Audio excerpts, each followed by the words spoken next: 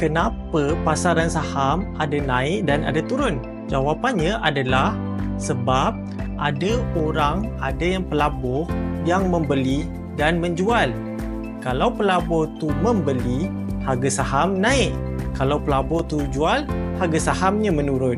Jadi, sebagai pelabur yang mengharapkan daripada institusi seperti unit trust, kita tidak perlu bimbang. Kita hanya beli, terus membeli dan terus membeli.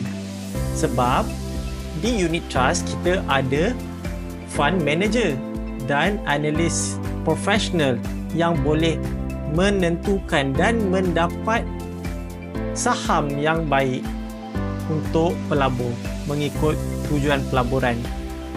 Dekat situ, pelaburan takkan jatuh mendadak dan tidak akan rugi banyak, ataupun dapat memilih saham yang baik lalu saham naik terbang meninggi.